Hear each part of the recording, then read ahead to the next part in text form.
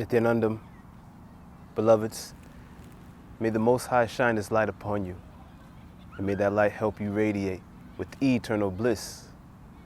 I come to you today in the spirit of universal truth, and I greet you all. What is a yogi? What is not a yogi? A yogi is one who transcends the three-dimensional plane of existence. A yogi is one who is in constant communion with the divine, constant community or unity with the divine. That is what a true yogi is. A yogi is one who lives according to cosmic law and is in constant alignment with cosmic geometry. This is what a yogi is. Many people think a yogi is someone who is a yoga teacher or someone who can perform, incredible feats, physical feats with their body and perform different asanas. Many people in the Western world, this is what they believe. You understand? Why do they believe this? It's because they don't understand what the purpose of yoga is. The purpose of yoga is for enlightenment. Yoga is the science of enlightenment.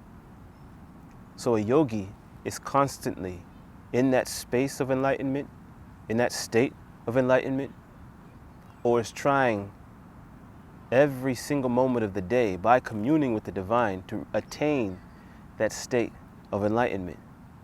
These yogis you'll find in different parts of the world, particularly India, these yogis, some will stand on one leg and raise their hand for days, months, sometimes years. Some will meditate under a tree for days, weeks, months, sometimes years. Some will go days without eating, days, months, and years,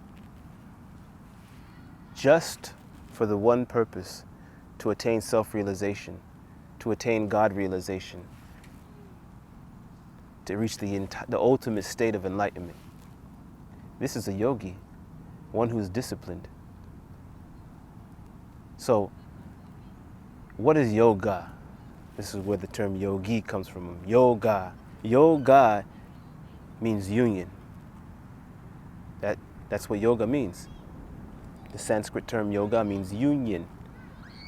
Uniting with what? Uniting with the ultimate, uniting with the divine. So a yogi is striving to unite with the divine, striving to attain enlightenment. That's what a yogi is. Not someone who can just show you some nice asanas and tell you it's a physical exercise. No. A yogi approaches yoga as a ritual because that's what yoga is. It is a ritual. It's a ritual, not a physical exercise. That's a side effect. Or that's something, physical benefits that come from yoga. These are side effects. These are things that happen, by doing the asanas. My guru teaches us that yoga is the science of enlightenment. It is a science of awakening the Kundalini Shakti. It is a science of awakening the inner potential, awakening the dormant strands of the DNA within the body, what Western science calls junk DNA, but of course it's not junk. Yoga can bring about this possibility. So a yogi understands this. They understand this as a ritual. So a yogi, you'll see many different kinds of yogis. Some yogis stare at the sun all day, and this is a form of a very powerful yogic technique where you stare at the sun. In the Western world, it's known as sun gazing. In the East or in Sanatana Dharma, it's known as Surya Tritaka. Some call it sun yoga. Some call it Surya yoga. This is a technique where you just stare at the sun Of course, this is one technique. Another of different techniques yogis use, are pranayamas. Science of utilizing the breath to attain higher states of consciousness. Some yogis use the technique of the kumbhakas. My favorite kumbhaka that I've been initiated into is the Trinetra kumbhaka.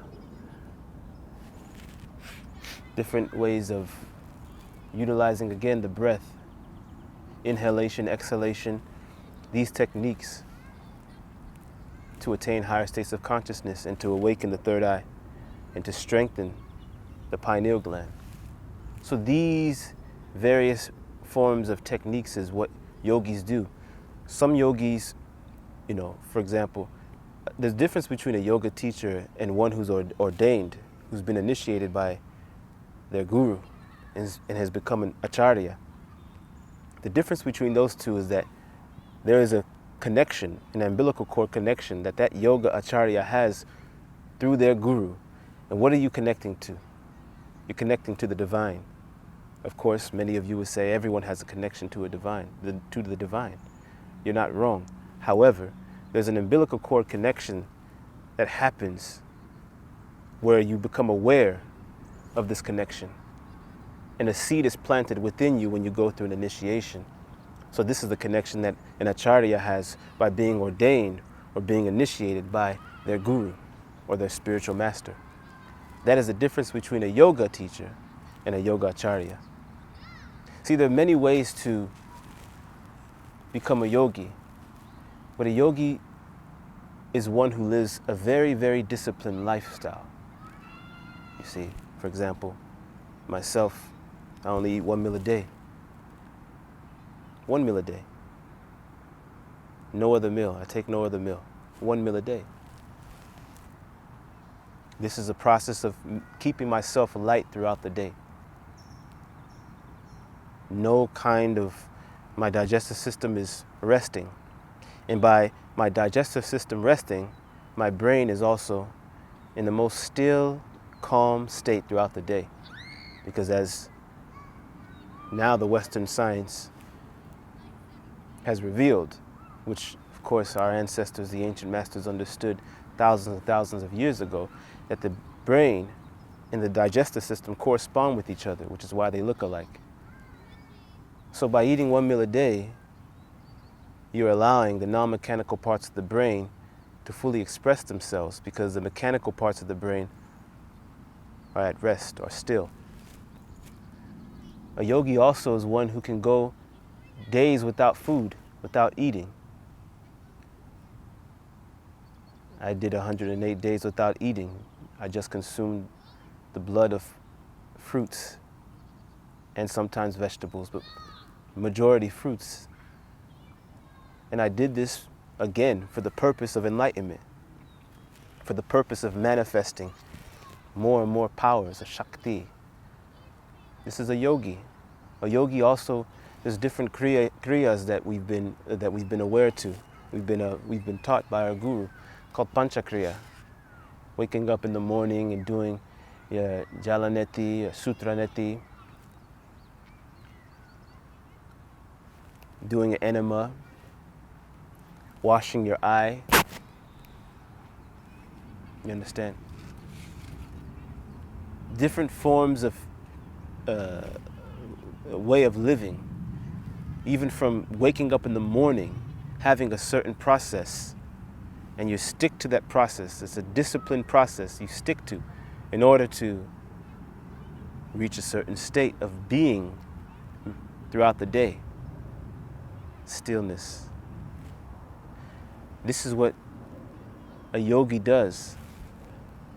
So even if you're not great at performing asanas, there's great masters who don't perform asanas, but throughout the day they're meditative, they're still, they're calm, in constant communion with the divine, and they live a very disciplined life.